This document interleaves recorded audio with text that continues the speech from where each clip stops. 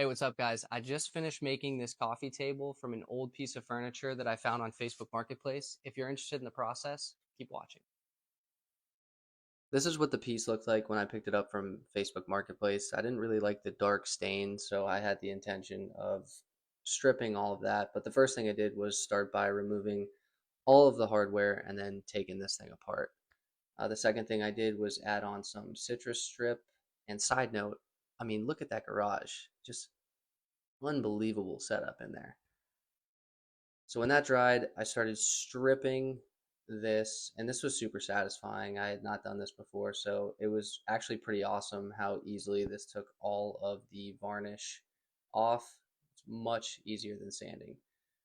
Then I grabbed my boy G Baby, had him help me with this little table saw situation.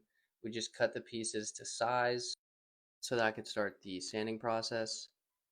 Had to do a little handshake after the fact. And then it was time to start sanding. Like always with these projects, sanding is definitely the most tedious. It's the most boring. It's the most time consuming. Um, I mean, with that said, it's definitely the easiest part of these projects. I know it takes forever, but it's definitely super easy. And in these videos, I never really include how long this process actually takes because it would bore you guys to death. After that, I decided to recruit my girlfriend for help that I didn't actually need, but I was just trying to hang out. And you can see in this clip that I definitely could have done it myself.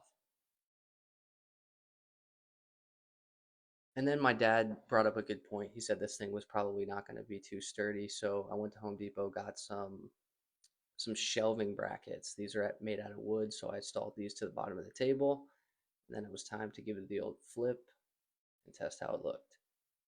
Again, here we are back sanding up to 220 grit before we apply our first stain or seal of polyurethane.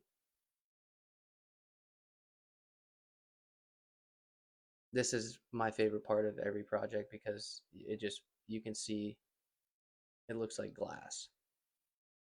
Again, I wanted to finish the bottom, so I went ahead and put a coat of polyurethane on the bottom.